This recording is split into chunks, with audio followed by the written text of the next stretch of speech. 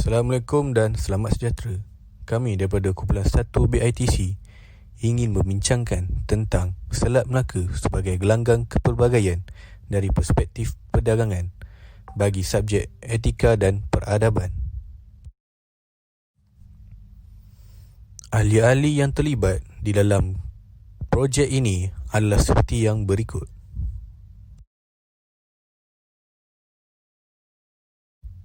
Seterusnya, kita bergerak kepada isi kandungan.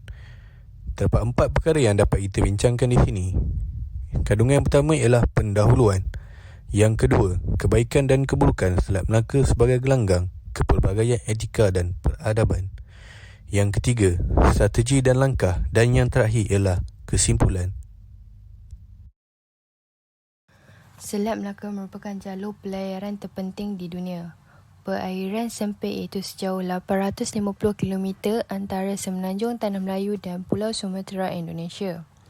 Sejak abad ke-7, Selat Melaka dijadikan hub dagangan rempah ratus dan dijadikan jalan perdagangan yang menghubungkan India China. Terletak di kawasan yang strategik iaitu terlindung dari tiupan angin monsun timur laut yang dapat membantu pelayaran serta berlindung dari tiupan angin kencang dari lautan luas Semenanjung Tanah Melayu. Kelebihan tersebut menarik minat penjajah Eropah untuk menaluki Melaka. Penjajahan Portugis, Belanda dan seterusnya British telah menjadikan negeri Melaka sebagai negeri bersejarah. Hal ini memangkin pembentukan masyarakat yang berbilang kaum pada zaman kolonial dan berterusan sehingga zaman moden hari ini.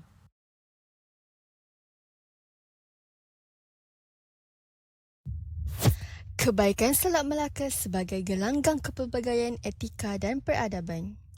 Selat Melaka terkenal sebagai perairan paling sibuk di dunia dan menjadi penghubung strategik perdagangan di antara timur dan barat. Kemasukan budaya asing tidak dapat dielakkan dan mewujudkan masyarakat yang pelbagai. Keistimewaan Selat Melaka ini membawa banyak kebaikan, antaranya terdapat pelbagai kaum seperti Melayu, Cina, India dan lain-lain di Melaka. Hal ini melahirkan budaya yang pelbagai. Pelancong asing dapat memahami budaya kaum dan berbeza semasa mereka melancong di Melaka. Elemen ini sangat penting dan menjadi tarikan terhadap pelancong. Selain itu, Melaka mempunyai tempat bersejarah hasil peninggalan struktur binaan penjajah Eropah seperti Kota Formosa, Style Twist, Jonker Street, selain tarikan pelancongan yang sedia ada seperti Melaka River Cruise.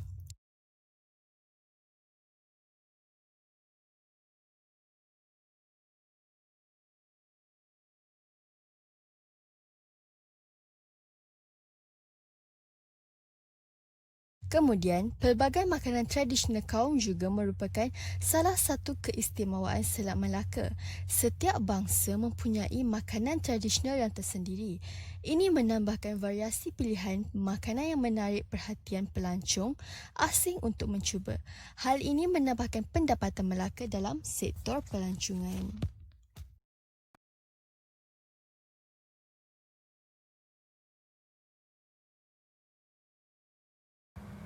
Keburukan pertama, perbezaan unsur kebudayaan. Perbezaan dari segi agama, bahasa dan adat tidak dapat dielakkan kerana setiap kaum mempunyai budaya mereka sendiri yang menjadi identiti mereka. Faktor ini boleh menyebabkan isu perkauman. Ini kerana kekangan penggunaan bahasa yang membataskan interaksi antara bangsa yang berbeza. Kedua, kewujudan kekeliruan dan kesamaran tentang sesuatu isu dalam negara. Contohnya, peristiwa George Floyd yang berlaku di Amerika Syarikat tentang kes kematian seseorang bangsa yang berkulit hitam. Hal ini menimbulkan huru-hara masyarakat.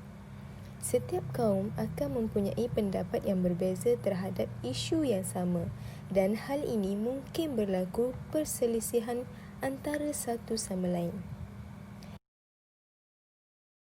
Keburukan ketiga iaitu perbezaan tempat tinggal dan pekerjaan yang juga telah mengakibatkan interaksi yang kurang antara kaum.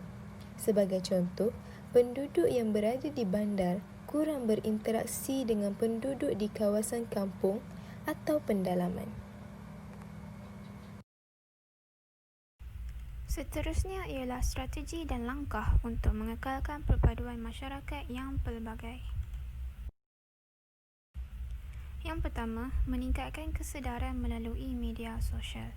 Hal ini diikuti rujukan yang dikaji oleh pengkaji bahawa media massa merupakan rangkaian perhubungan yang banyak digunakan dalam era globalisasi ini.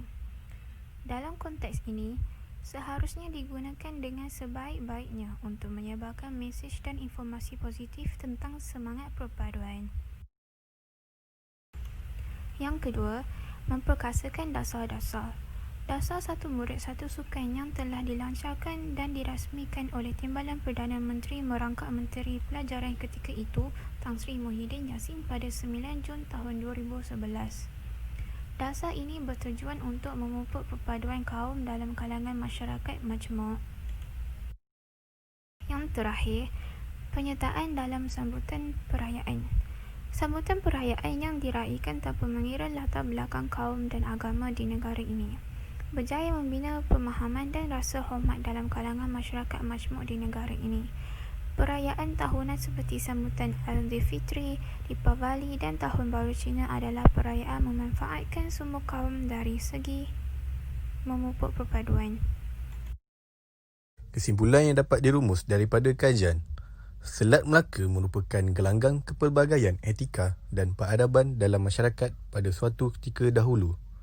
Kewujudan Selat Melaka sebagai pelabuhan entrepot telah mencetuskan kepelbagaian bangsa, etika dan peradaban yang dapat dilihat sehingga hari ini. Untuk mengekalkan keunikan Melaka, perpaduan masyarakat amat penting. Pengajaran yang dapat kita pelajari ialah Selat Melaka mendatangkan banyak manfaat dalam kewujudan dan kepelbagaian etika dan peradaban di Malaysia dan keunikannya mesti dikekalkan. Sekian, terima kasih.